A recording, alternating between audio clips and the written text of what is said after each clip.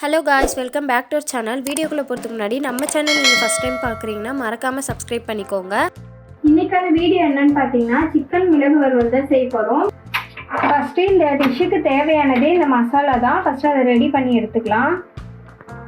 1 table spoon அளவு மிளகு எடுத்துக்கலாம்.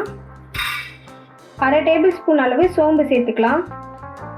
1/2 டேபிள் ஸ்பூன் அளவு சீரகம் சேர்த்துக்கலாம். ஒரு 2 மினிட்ஸ் மட்டும் இதை வந்து ஃப்ரை பண்ணி எடுத்துக்கோங்க, ரொம்ப நேரம் வேணாம்.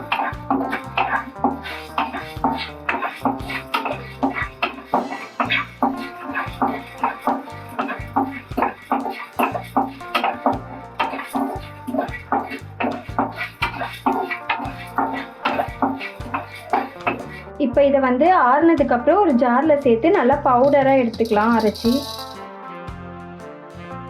இந்த மாதிரி பவுடராக அரைச்சி எடுத்துக்கலாம்.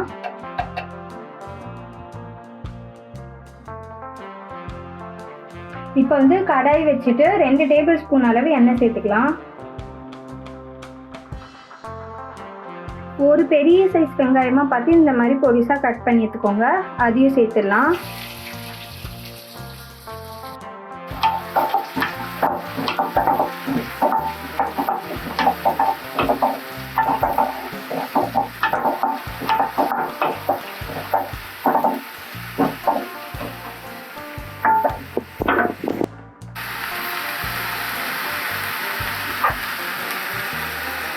ஒரு பச்சை மிளகாய் இந்த மாதிரி கீரி அதையும் சேர்த்துக்கலாம்.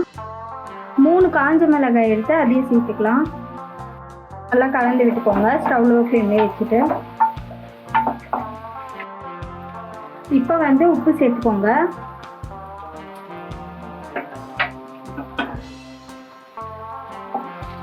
லோ ஃப்ளேம்லேயே வச்சு நல்லா கலந்து விட்டுக்கலாம். இப்போ வந்து நமக்கு வெங்காயம் வந்து இந்த மாதிரி பதம் வரணும், கண்ணாடி பதத்துக்கு வந்ததுமே இப்போ இதில் வந்து இஞ்சி பூண்டு பேஸ்ட்டு சேர்த்துடலாம். 1 டேபிள் ஸ்பூன் அளவு இஞ்சி பூண்டு பேஸ்ட்டு சேர்த்துக்கலாம். சேர்த்துட்டு பச்சை ஸ்மெல் போகிற வரைக்கும் வதக்கி எடுத்துக்கோங்க. கொஞ்சம் கூட அந்த பச்சை ஸ்மெல்லே இருக்கக்கூடாது. ஒரு 2 நிமிஷம் இந்த மாதிரி வதக்கி எடுத்துக்கலாம். ஒரு 1/4 டேபிள் ஸ்பூன் அளவு மஞ்சள்தூள் சேர்த்துக்கலாம். இதே வந்து 1 டேபிள் ஸ்பூன் அளவு கரம் மசாலா சேர்த்துக்கலாம். நல்லா மிக்ஸ் பண்ணி எடுத்துக்கோங்க. இப்போ வந்து மசாலாவோட பச்சை ஸ்மெல் போயிடுச்சு. இப்போ வந்து சிக்கன் சேர்த்துடலாம். இது போன் சிக்கனே எடுத்துக்கலாம். நீங்கள் சிக்கன் போட்டு கலந்து விட்டுக்கோங்க. அப்போ தான் ஆனியன் அந்த ஸ்பைசஸ் எல்லாமே வந்து உள்ளே இறங்கும்.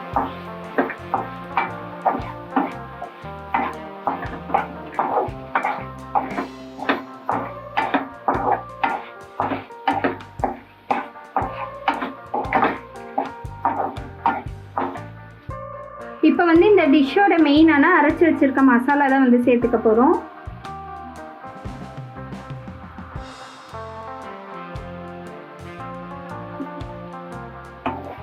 சேர்த்துட்டு கலந்து விட்டுக்கோங்க ஒரு 2 மினிட்ஸ் அளவு.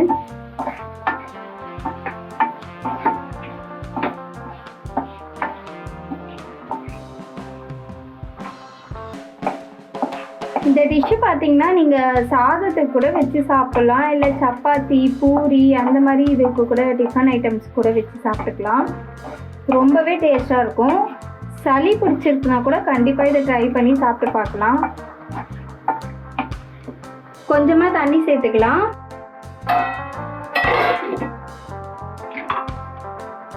அவ்வளோதான். இப்போ வந்து நம்மளோட பெப்பர் சிக்கன் வந்து ரெடி ஆயிடுச்சு.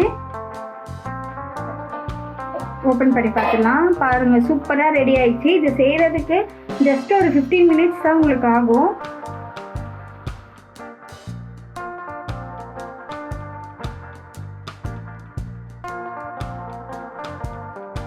நம்மளோட பெப்பர் சிக்கன் வந்து சூப்பராக ரெடி ஆயிடுச்சு. கண்டிப்பாக இதை வந்து ட்ரை பண்ணி பாருங்கள். மறக்காமல் நம்ம சேனல் சப்ஸ்கிரைப் பண்ணிவிட்டு பக்கத்தில் இருக்க பெல் ஐக்கானையும் கிளிக் பண்ணிக்கோங்க. தொடர்ந்து உங்களோட சப்போர்ட் எங்களுக்கு கொடுத்துட்டே இருங்க.